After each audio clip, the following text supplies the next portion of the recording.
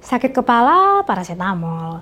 Sakit gigi juga parasetamol. Sakit pinggang juga parasetamol. Emang ya, parasetamol ini sering banget jadi obat andalan untuk ngurangi nyeri. Ya, namanya juga obat anti nyeri. Tapi emangnya gimana sih cara kerja obat anti nyeri dalam menghilangkan rasa nyeri di tubuh? Dan sebenarnya boleh nggak sih ngonsumsi anti nyeri sembarangan? Buat yang penasaran, yuk tonton di video ini sampai selesai.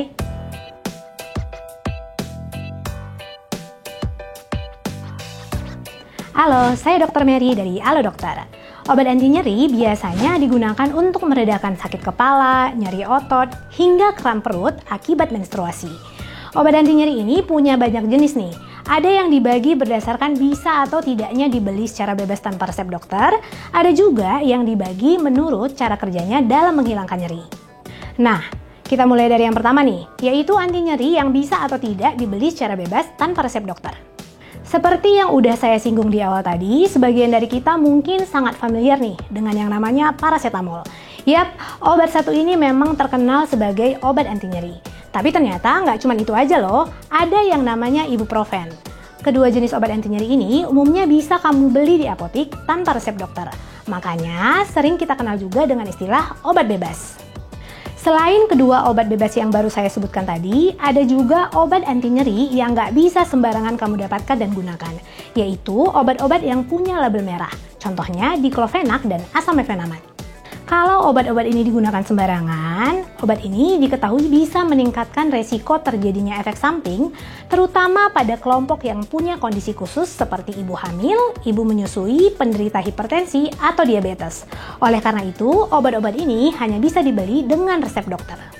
Sekarang kita masuk ke pembagian obat anti nyeri berdasarkan kerja obatnya. Akan saya jelaskan satu persatu ya. Pertama, ada obat OAINS atau obat antiinflamasi non-steroid. Di dalamnya termasuk ibuprofen dan asam mefenamat serta diklofenak. Obat ini kerjanya meredakan nyeri dan peradangan dengan menghambat produksi dan kerja prostaglandin. Yang kedua, obat golongan opioid, yaitu obat yang secara khusus bekerja di reseptor opioid di otak dan biasanya akan digunakan untuk meredakan nyeri akibat gangguan saraf. Contoh obat di golongan ini adalah tramadol. Obat ini biasanya akan digunakan untuk meredakan nyeri yang lebih berat. Nah, yang ketiga adalah obat golongan relaksan otot, yaitu obat yang bekerja dengan cara menghambat hantaran sinyal saraf sehingga bisa membantu otot lebih rileks. Obat jenis ini bisa digunakan untuk meredakan nyeri akibat ketegangan atau kejang otot.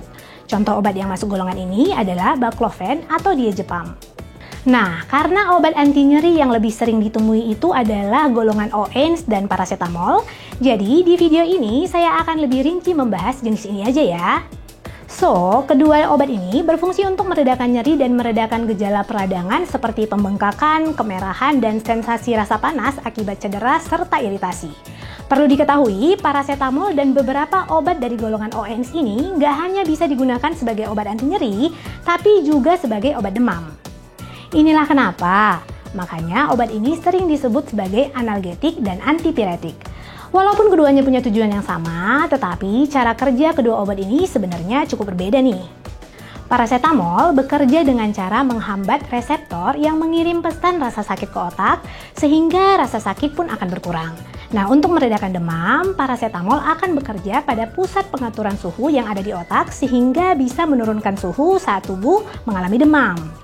Lalu, untuk obat OAINS, cara kerjanya adalah dengan menghambat pembentukan dan kerja prostaglandin, yaitu zat yang memicu munculnya gejala radang termasuk nyeri atau bengkak saat tubuh mengalami luka atau cedera. Nah, pertanyaan selanjutnya nih, kapan sih kita perlu obat anti nyeri? Well, meski ada obat anti nyeri yang bisa kamu beli bebas di apotik, tapi tetap ada baiknya untuk dikonsultasikan dulu dengan dokter ya. Nah, kamu bisa nih berkonsultasi dengan dokter lewat chat di aplikasi Halo Dokter. Terus, jika diperlukan, akan langsung diresepin obat yang bisa ditebus di Halo Shop dan dikirim ke rumah kurang dari 1 jam. So, download aplikasi Halo Dokter di Google Play dan App Store. Sekarang, mari kita sambung ke penjelasan tentang kapan waktu yang tepat untuk mengkonsumsi obat anti nyeri.